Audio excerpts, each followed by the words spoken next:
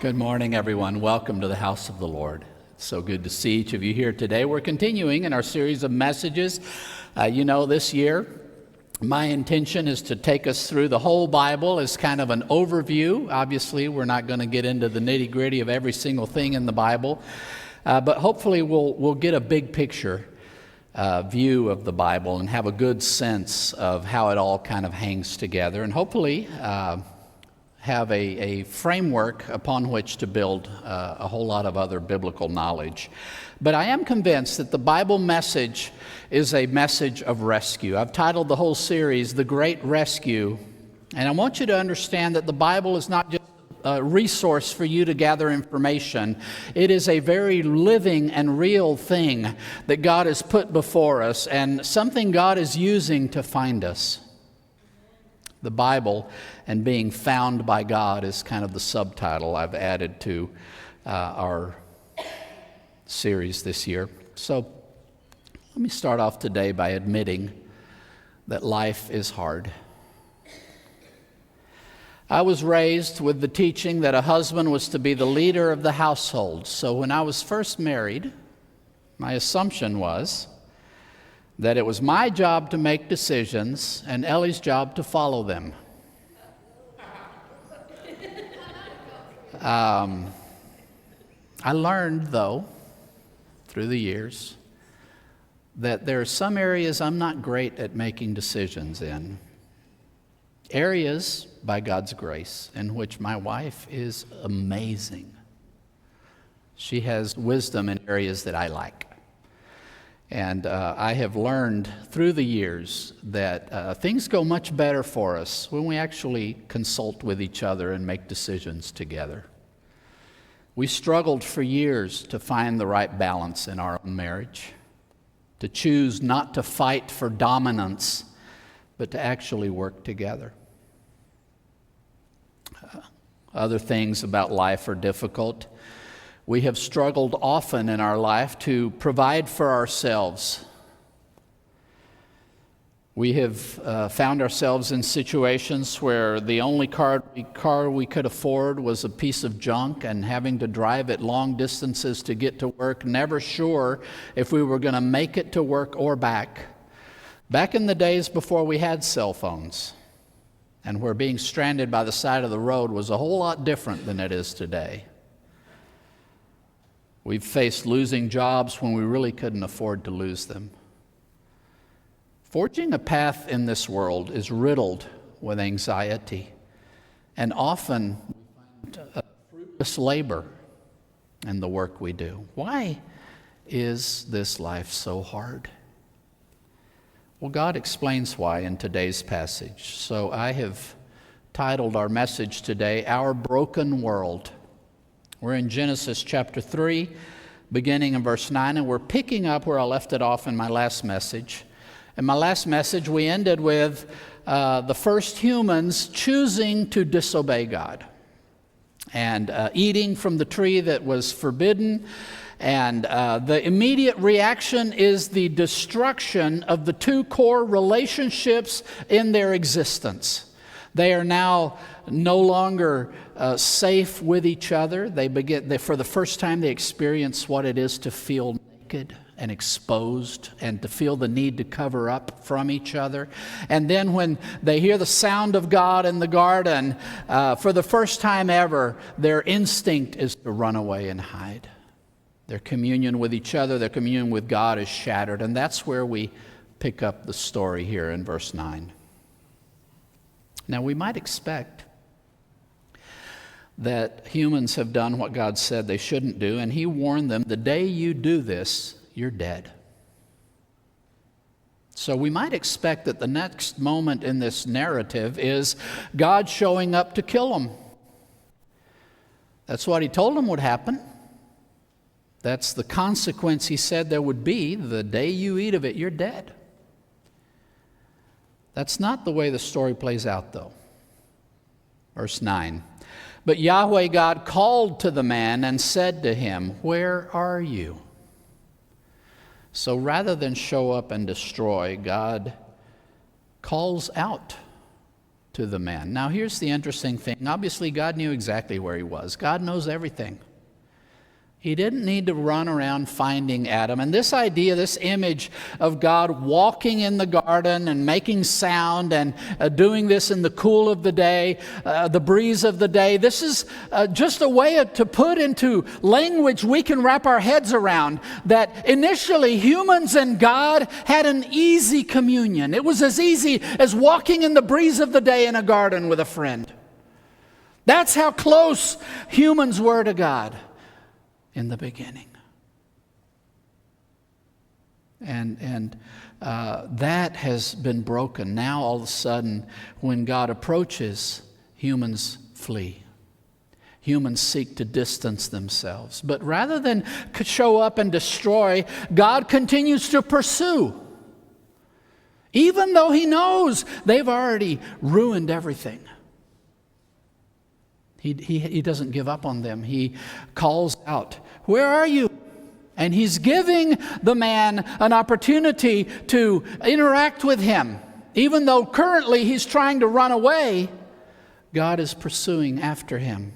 Verse 10, and he said, "I heard the sound of you in the garden, and I was afraid because I was naked, and I hid myself." So the first justification Adam provides for running away from God is, I felt like it. I know I'm naked. I felt exposed. I was afraid, so I hid. It's interesting that I think even to this day, that's often the only justification some people provide for their distance from God. Yeah, I've done stuff wrong, and I have turned my back on God, and I have done things that have created within me this sense of shame, this sense of wrongness, and a sense of unworthiness. So I have no interest in drawing near to God because what I feel is a desire to run away from God. And that is the only justification provided for their distance from God. I don't feel like being close to God. And that's kind of the worst approach. When we do something wrong and the reactions we immediately have to what we've done wrong point us away from anything good and deeper into something bad, the worst thing we can do is to follow those inclinations further in. So just saying, I don't feel like drawing near to God because it makes me feel bad. It makes me feel sinful. It makes me feel like I've done stuff I shouldn't do. And I don't want to think about that, so I'll just ignore God altogether. That's not an excuse. Just because you feel like it isn't a justification. And sadly, we live in a world where we're told just that. If you feel like it, it's automatically good. Whatever you want to do, that's your truth. As though you were God. And you could declare truth into existence.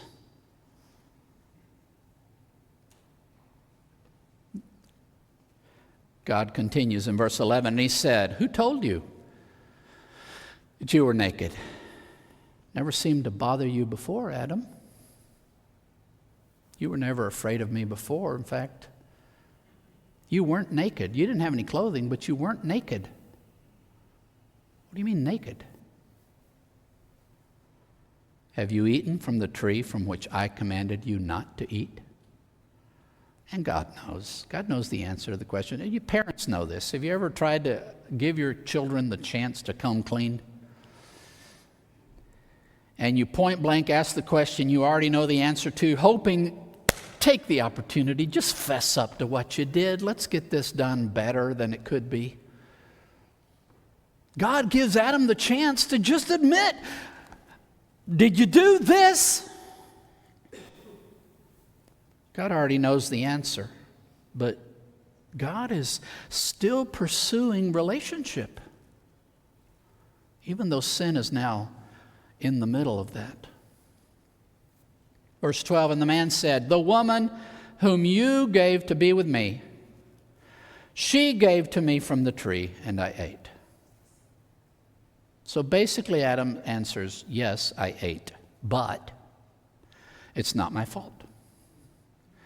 there are two other people I can blame. God, there's this woman you gave me. If you had given me a kind of woman that wouldn't have done this, none of this would have happened. But because you gave me this woman, and then of course, because this woman took from the tree and gave it to me, that's why I ate. I want you to understand that this approach to sin has been around since it first started. From the very beginning, we humans have wanted to ignore our own responsibility for what we have done. And the way we try to do it is to blame anybody but ourselves. And it's very common today. Nothing you do is your fault. It's your mom's fault. It's your dad's fault. It's your church's fault. It's society's fault. It's the systemic powers that have oppressed you's fault. But it's not your fault, even though you're the one that did it. How does that work? And Adam tries this. Yeah, I ate from the tree, but it's not my fault. You gave me this woman, and this woman gave me from the tree, and that's why it happened. Of course, Adam didn't have to eat it. All he had to do was say no thanks.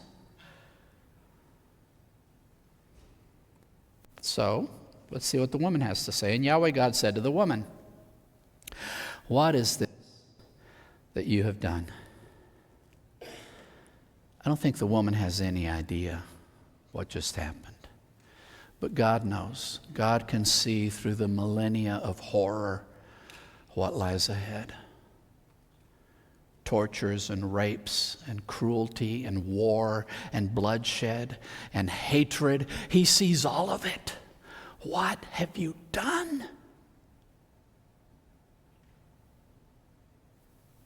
You have condemned humankind to the horrors of a world under the power of sin and death. The woman takes a cue from her husband and says, "The serpent deceived me and I ate." Again, it's the serpent's fault. He lied to me. He told me something that wasn't true, and I believed him and ate it. You know why that excuse doesn't work either? Because before the serpent said anything, God told her the truth. And she had to decide, will I trust God or will I trust the serpent? And she chose to trust the serpent. Now, why did she make that choice? Well, here's the reason people to this day follow false teachers. Because they know what you want to hear. The serpent told Eve, you can be like God. You can be as powerful as God. And that appealed to Eve. And just the same way today, these false teachers who peddle a false message and abuse and take money from thousands and thousands of people. Why do people follow them? It's not because they're telling them the truth. It's because they're telling them what they want to hear. They are selling a message that promotes a selfish pattern of living. You can live for yourself. You can live focused inward. And I will promise you health and wealth and ease and power and prestige if you would just follow me. And people say, yeah, I want all of that. I want to live selfishly. I don't want to talk about giving up my own rights. I don't want to die to myself. I don't want to take up a cross. I don't want to put God first. I want to put me first. So I will follow you, false teacher, because I like what you're selling. You think you can come before God and say, no, this guy lied to me. God didn't lie to you. There is truth available to you. Why don't you listen to God?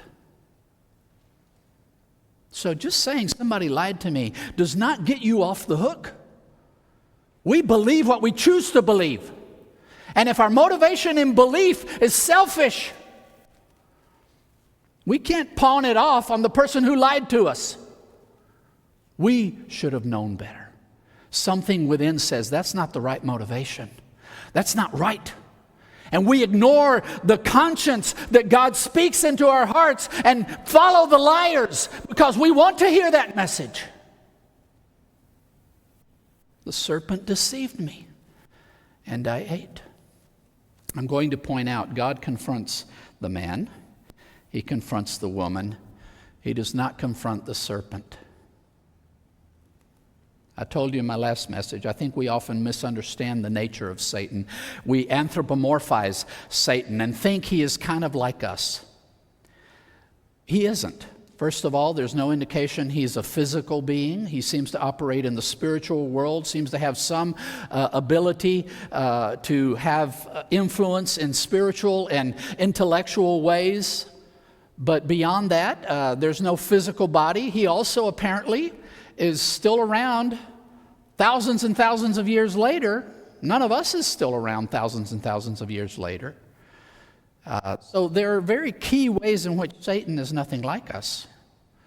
I think one of those ways is that Satan was created, I believe, as a being without agency. We were. I think we were the only beings created with the right to choose good or evil. I don't think Satan was created that way, which is why I think God does not confront the serpent. Because the serpent did nothing other than what it was created to do, which was put Adam and Eve to the test, argue the opposite point. And it did its function as it was supposed to. Now, Adam and Eve could have rejected that and chosen life, but they didn't. But there's nothing to confront in the serpent because the serpent, I believe, Satan, I believe, was not a being with agency. And yet, there are consequences. And when God confronts the consequences, he will do it in inverse order. We went from Adam to Eve, and she pointed to the serpent. Now we're going to start with the serpent and then work to the woman and then work to the man. Verse 14, then Yahweh God said to the serpent, because you have done this, cursed are you above all the cattle and above any wild animal of the field. Upon your belly you will go, and dust you will eat all the days of your life. So now that humans have introduced sin into creation, God turns to Satan. I believe the serpent is a representation in this narrative of Satan. He turns to the serpent and says, because of your role in all of this, you now fall under a curse. There's no indication that the serpent was cursed before this moment. But now that sin is a reality, there is a special level of curse that falls upon Satan. In fact, it's above and beyond the way the curse of sin affects all the cattle or any other wild animal of the field. And that is an indication, and as when God starts talking to Adam, we get to the point where all of creation falls under this curse of sin, and it affects all of creation, but it's going to affect Satan in a uniquely egregious way. His curse is going to be a bigger deal than the curse that falls on any other aspect of creation. And as a way to represent this visually, on your belly you'll go, and dust you will eat all the days of your life. And these images point to him being a base and denigrated being. And in antiquity, eating dust was the language they associated with death. The dead eat dust. And it makes sense. You die, you're buried, you're laid in the dirt of the earth, and you eat dust. So it was associated, that image of eating dust was associated with what the dead do. So Satan will come to fall under a powerful curse, will be denigrated, and will be closely associated with death. Verse 15, and I will put enmity between you and the woman, and between your offspring and her offspring. He will bruise your head, and you will bruise his heel. Now, God says to the serpent, now you're not just going to be there to test. Now you are going to be the enemy. And it's at this point that Satan becomes the fearsome adversary. so that it's no longer simply a test, a fairly administered test to choose between good and evil, but now with any dirty trick that he can throw into it and any cruel intent, there will be an intentional pursuit of utter devastation and destruction for humankind. Both the serpent, both Satan and his offspring. And I think that's just a way of referring to the spiritual forces that are aligned with evil, what we would call demons. And there's going to be this adversarial reality. There are now going to be spiritual beings at work in the world who are intentionally seeking to destroy humans. And that war has been raging ever since. And occultism and darkness and forces of darkness have been something humans have been battling since the very beginning. And to this day it continues. All these evil, dark forces that are at work around us and that are trying to absorb and destroy humankind. This word offspring is in the singular, and it can be a singular that represents a totality, but it can also be a singular that represents a single individual. So offspring, I think in this ambiguous usage, I think is intentional because there are two ways in which this enmity is going to play out. Satan and all who belong to him are going to be battling Eve and all of her family of humankind. But there's also a singular face-off between Satan and one offspring of Eve. There is a moment, and this image is given of a human trying to stomp on the head of a serpent to kill it, and the serpent managing to envenom and kill the human by striking at its heel. And God says both of these things are going to happen. I think this is a very veiled reference that only makes sense in retrospect once Christ has come. But there's this image that there will be a descendant of Eve who will succeed in crushing the head of the serpent, even though he himself will be struck in the heel by the venomous serpent. And it is true that Jesus, a descendant of Eve, came into this world. God himself came into this world in human flesh, and he faced off with this adversary, this great enemy of ours, and he did taste death. And yet he rose in victory over sin and death and definitively crushed the head of the serpent.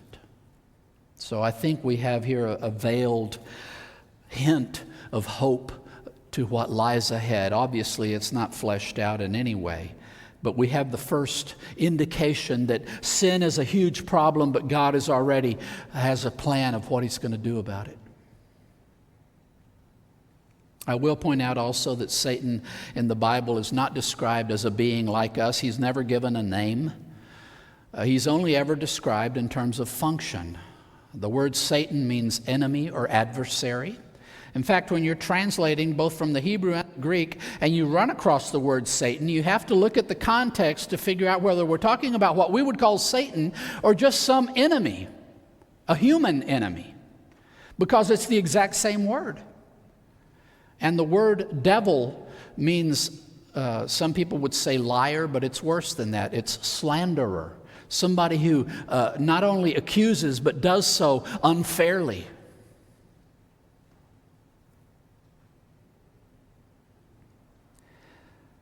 Now God turns his attention to the woman, verse 16. To the woman he said, I will greatly multiply your pain in childbearing.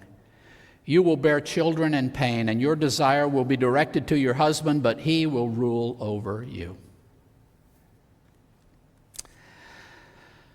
So, to the woman, God says that the pain of childbearing, literally it's pregnancy and birthing are the two terms used.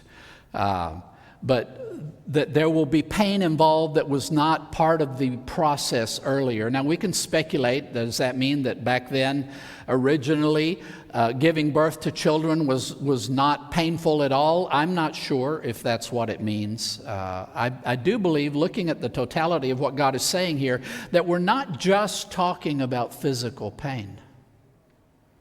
We're not just talking about how painful it is to give birth to a child.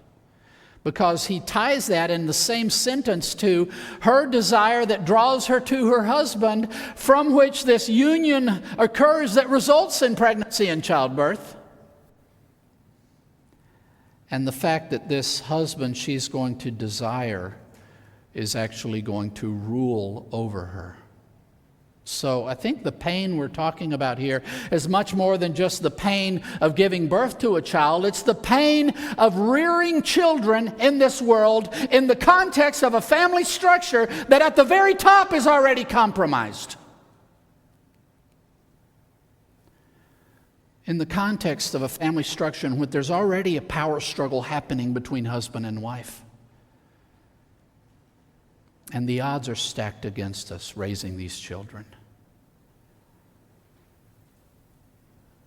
I bet I could ask any mother here who has grown children, was the moment you gave birth the most painful moment you experienced with this child? Or have there been different kinds of pain afterward that you would gladly go back and do the other one again rather than that? Bearing and raising children in this world is a painful experience. It'll break your heart. It's hard. And not only that, but it's going to be born of this genuine, God-given, good desire that draws us to each other. But even though we have this good desire to be drawn together and to form a family together and to raise children together, there is also this abuse of power that takes place. Because now your husband that you are drawn to in love to bring children into this world, this husband is going to rule over you. He is going to exercise dominion over you. This is the same language used to describe how Adam and Eve were to treat the rest of creation. They were to govern and rule and subdue the rest of creation. Before sin, they were not told to do that with each other. They were equal participants in ruling the cosmos. But what happens now? And here's the great irony. You know why Eve ate the fruit? Because the serpent told her, "You will be like God." You see, she was already like Adam. She was equal to Adam, but she wanted to be more than Adam. She wanted to be as powerful as God.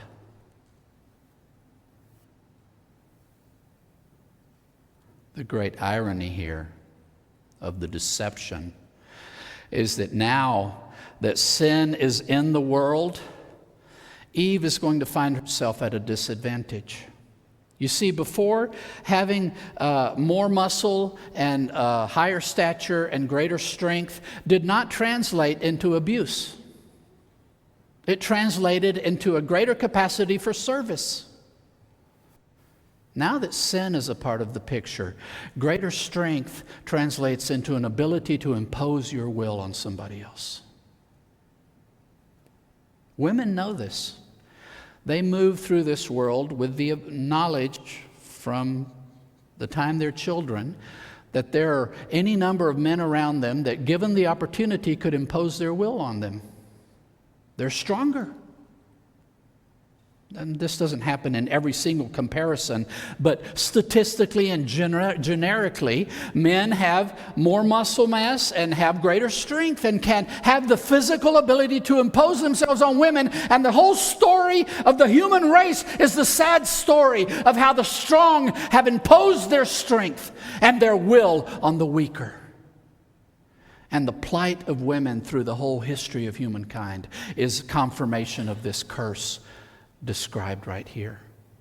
The weak have been at the mercy of the powerful. And what should have been a joining of equals, one flesh, now becomes a power struggle. And the woman is going to get the short end of the stick on that one.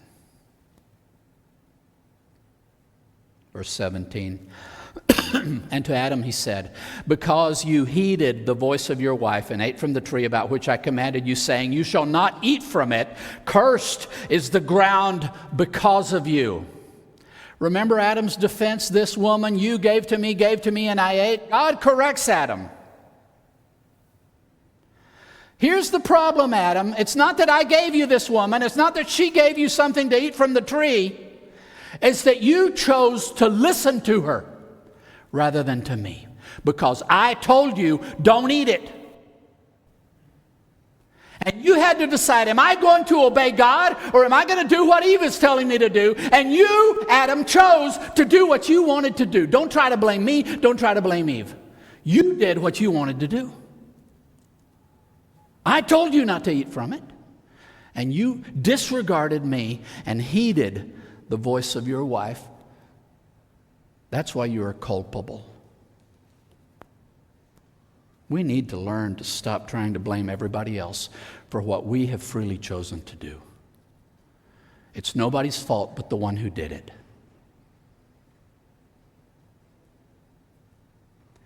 Because of this, the ground itself is now cursed. In anxious toil, you will eat from it all the days of your life.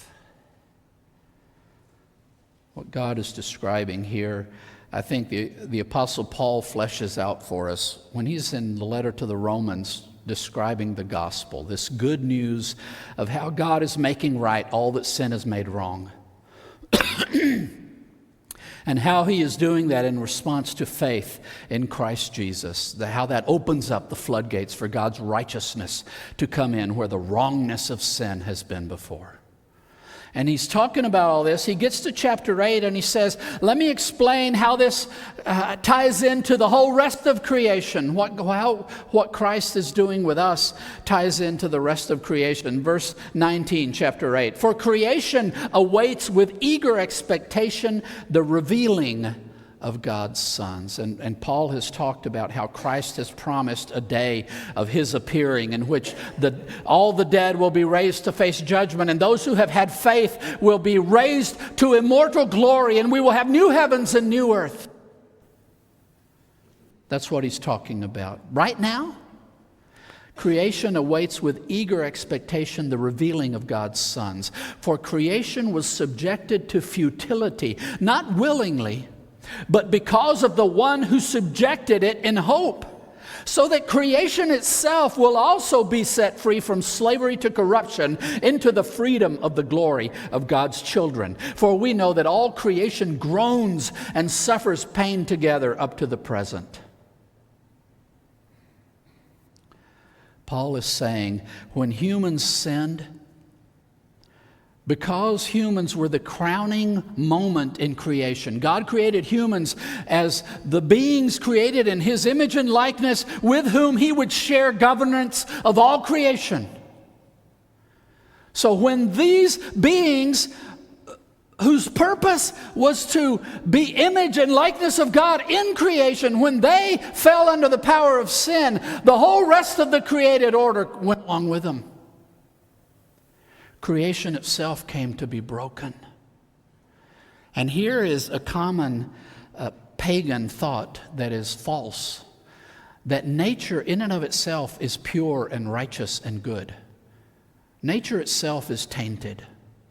Nature itself is broken. Nature itself is also under the curse of sin. And some people observe that there are expressions of things that are not right that have nothing to do directly with human actions. And that's a valid point. And that's because the curse of sin has affected everything in the world. And sometimes children are born with deformities or abnormalities. That's not the way it was intended to be. But sometimes it just happens because we live in a world that is tainted. And it's not that somebody sinned directly that caused that particular thing to happen, but nature itself is broken. And this idea that Mother Nature is all wise and all good, and our responsibility is to submit to her. We're trying to deify the creation we were created to govern. It's completely backwards. So Mother Nature is not the good God we should be submitting ourselves to. There is a good God we need to submit to, but it's not Mother Nature. It's the God who spoke everything into being. But now that the ground is cursed, work is going to become, remember God told him to work already. But now work is going to become very different. Anxious toil is the way God describes it. Not just a little bit, all the days of your life. It will sprout thorn and thistle for you, and you will eat the plant of the field. So he describes the plight of the person who devotes himself to agriculture. And you try to get the best seed together, and you till the ground, you work it, and you pick the right time of year, and you plant your seed, and you baby it in tender care and do everything you can for it, and up comes your plant, and what else comes up? Right next to it, all kinds of stuff you didn't plant. Weird plants that you can't eat, and not only you can't eat them, but they're noxious.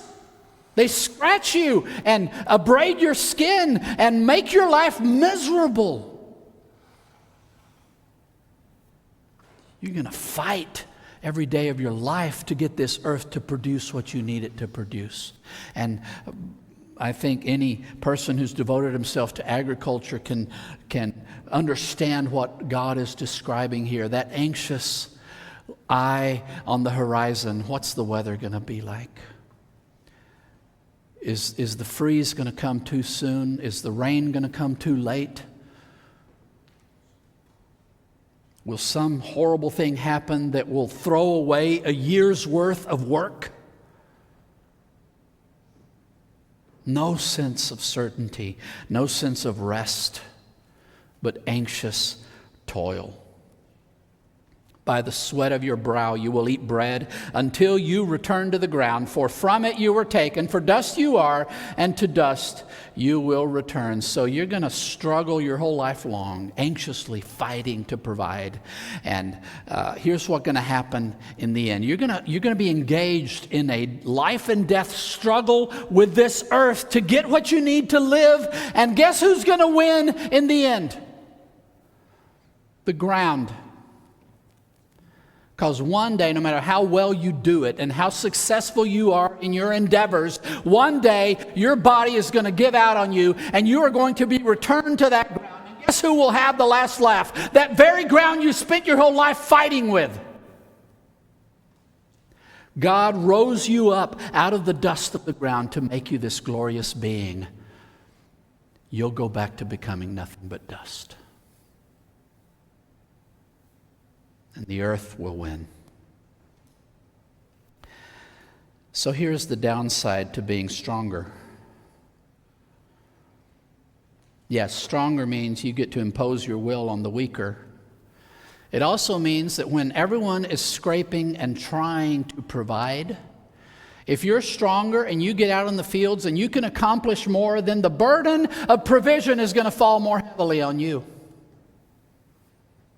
Because you know, if you don't do it, your wife's not going to be strong enough to pull that plow.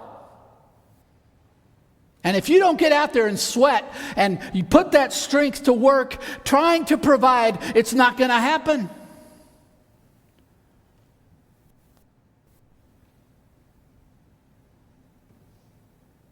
A couple of things I'd like to say about this. I often hear people say when they're talking about this passage that what God is doing here is punishing Adam and Eve for their sin.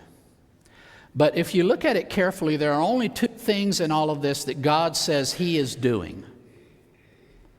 He says, I will put enmity between the serpent and the woman.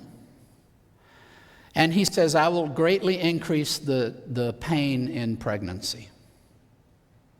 So those are two direct things that we could say, yes, that God is pointing this out as something he's doing, and you could say that's a punishment. But everything else God has said, he doesn't say, I'm doing this. He just says, this is the way it is. And I think more than God meting out punishment, what we have here is God explaining to Adam and Eve, this is what the world is going to look like now that sin is in the world. And it isn't God punishing, that is what sin does.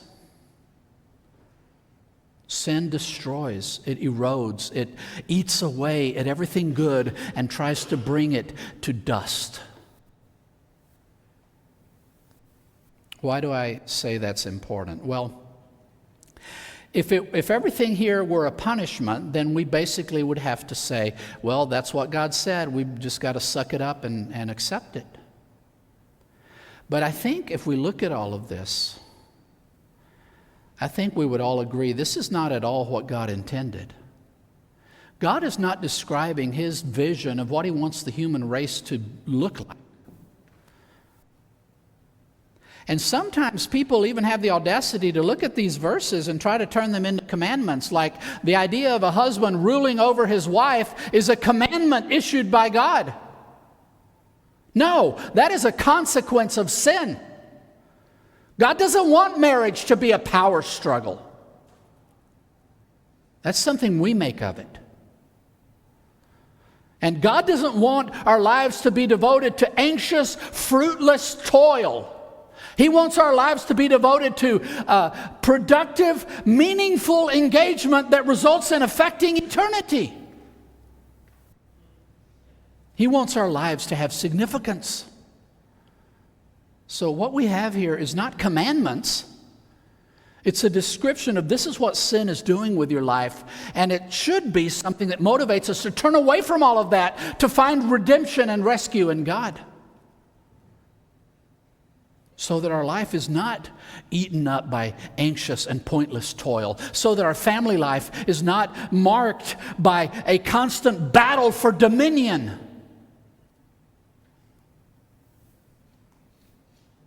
These things are not what God wants. They're what happens because sin is here.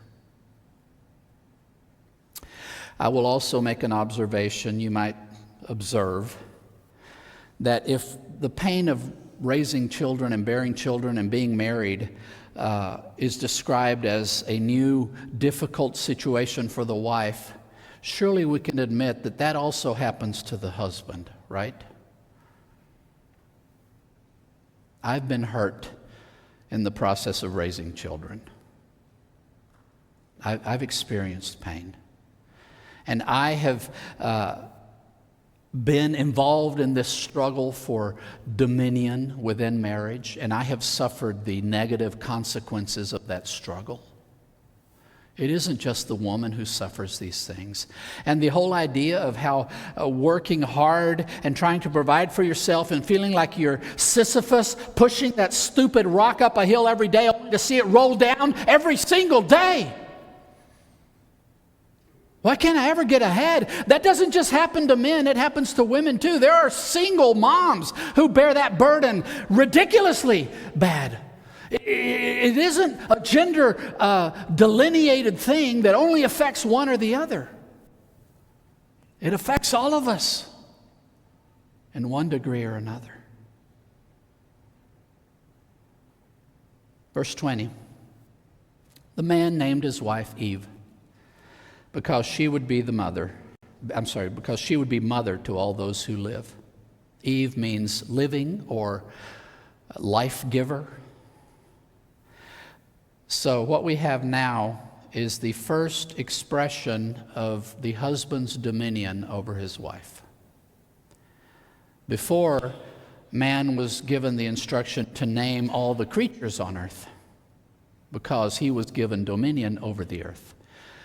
Man and woman were given dominion over the whole earth. Now, Adam is exercising dominion over his wife, and naming her is one way of doing that. Notice he didn't turn around and say, now you give me a name.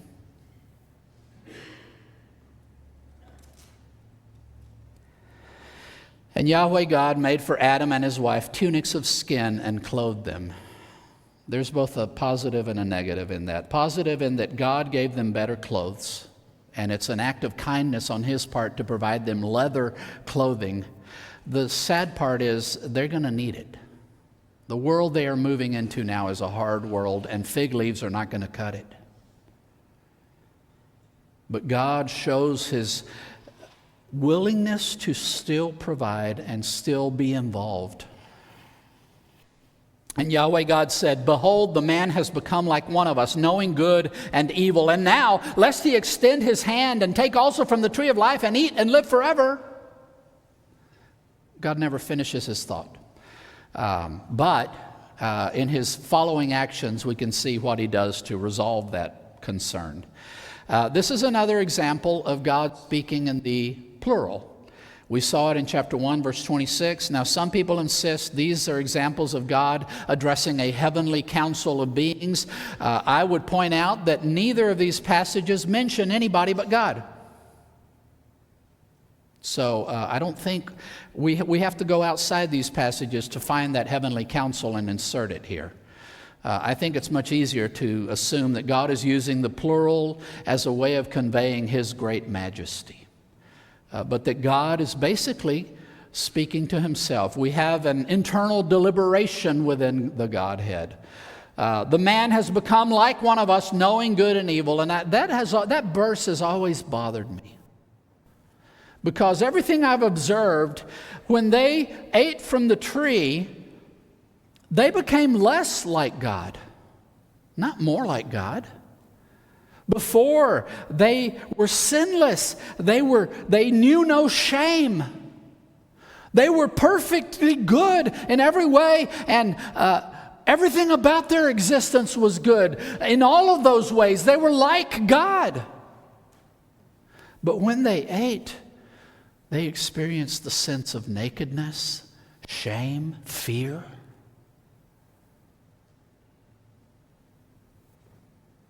All of that to me says they were less like God, not more like God. So why does God say, "Oh, now they have become like us, knowing good and evil"? Again, even that knowing good and evil is different. They knew evil by having practiced it. God didn't know evil that way. So in what sense have they now become more like God? And I believe what God is pointing to here is the fact that now the human being has exercised agency. Remember, in all creation, God only created humans with the ability to make a choice between good and evil.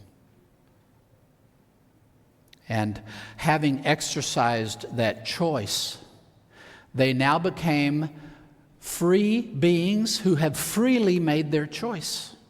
In the same sense that God is a free being who has freely made his choice. And you might say, "No, God can't sin.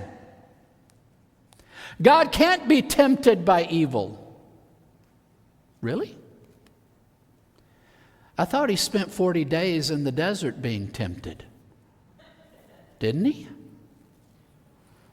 And I don't think he was play acting. I think it was a genuine choice, just like Adam and Eve faced in the garden. I think Jesus, when God became a man and subjected himself to the limitations of a human life and lived this life among us as a human being, and he faced the tempter the same way Adam and Eve did. Not the same way. Now he's the accuser, the slanderer, the enemy. He is corrupted and cursed and is much a worse thing than Adam and Eve faced, but he faced him. And God himself exercised the free agency of a free being and chose not to sin. But in the sense of becoming beings who have exercised free agency, now humans are like God in that. Of course, they used it to do the opposite of what God used it to do. But now God says, we cannot allow this being to live forever. We cannot allow him to extend and take hold of this representation in the garden of the potential for eternal living. You cannot eat from the tree of life. Verse 23 So Yahweh God sent him out of the Garden of Eden to work the ground from which he had been taken. And he drove the man out, and he placed east of the Garden of Eden cherubim and a whirling flaming sword to guard the way to the tree of life. So humans were cast out of Eden. And the path to return to Eden was guarded by cherubim and a flaming sword. You might wonder, what are cherubim? I have a couple of photos here. I have an example of an Assyrian version of cherubim. That's an Assyrian couple of cherubim. What does an Egyptian cherub look like? A sphinx. These are composite mythological creatures, and their function in the mind of the ancients was they were guardians. And they were set up to guard access to something sacred or special or important, something that people should not be allowed to just waltz into. What I think we find here is one possible indication, and you may disagree with me. If you do, God bless you, go ahead. But one possible indication that in these early chapters of Genesis, what we have is creation narrative where imagery is used to convey truth. But the whole idea of Eden being this specific garden and that its access is guarded from the east by these mythical beings and this flaming, twirling sword, I would suggest that this is symbolic language, simply to say that when sin became a part of human existence, God said, I'm not going to allow humans to live forever. This is a way of visually telling us that truth. But it could be, I don't know, people are doing it. They're using satellite imagery and trying to figure out what the two rivers that we can't find are and where we've got the Tigris and the Euphrates, but who knows what the other two rivers are, and they try to calculate. But we've got drones, we've got satellites, we've got helicopters. You could come in from the west today. Nobody has found the garden. Nobody has found cherubim. Nobody has found a flaming sword. I think what we have here is symbolic language to convey truth. And I'm not saying it's false. I'm saying it's absolutely true. When humans turned against God, immortality was taken off the table. And that's the absolute truth of it. And you might say, well, why did God do that? He created them with this free choice. Why didn't he just let them live forever like that? Well, I think as we read the rest of the Bible, I can suggest a couple of possible reasons. First of all, I think God understood, and his own commitment was, that he was not going to allow evil, even if it became a reality in creation, he was not going to allow evil to continue forever. He would allow it, but he would also put an end date to it. And the rest of the Bible indicates that God has a linear history laid out for creation, which will culminate on the day of Christ's appearing, at which point all humans will face judgment for their lives, and those who have turned to God in faith will be raised and transformed into immortal glory. The imagery of the tree of life reappears in the New Testament as something we now, because of Christ, have access to once more.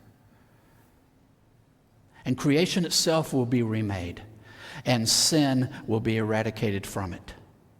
So the first reason God didn't let humans live forever is he wasn't going to let sin go on forever. I can think of another reason. Have you read these horrible stories of people who have been imprisoned unjustly and tortured for 40 years before their body finally gave out on them? Can you imagine what kind of horrors we would be doing to each other if people couldn't die? Just how horrible would it be to have a crippling illness that you could never be healed of and you would never be released from? It was a kindness on God's part to give us an opportunity to live a life in which we would have the opportunity to turn to Him and be rescued, but He would not allow the misery to go on forever. It was His kindness that put an end to human lives and gave them a terminus. We have a time to be on this earth, and in the midst of the pain of this world, to respond to God in faith and be rescued. And that reopens the tree of life. We live in a broken world. The important thing we have to realize is that we are responsible for the current state of the world. Please don't try to tell me it's God's fault. He didn't make our choices. We did. When we turned from God, we made a fearsome adversary of Satan. We broke human relationships and turned them into a power struggle. We made family life a painful experience. We cursed the whole earth. Now it has become a hostile environment in many ways, and we now find ourselves faced not just with honest work, but with anxious toil, hard and often fruitless labor, riddled with anxiety. The good news is that even though this is all our own doing, God has not abandoned us. He helps us understand the truth of our situation so that we can turn to Him and find rescue. In this war against sin and its champion, Satan, God has brought victory through a descendant of Eve, Jesus Christ. He faced the temptation to sin and succeeded where all of us have failed. And He tasted death on our behalf and rose in victory. To Him we may turn in faith and find rescue in this broken world.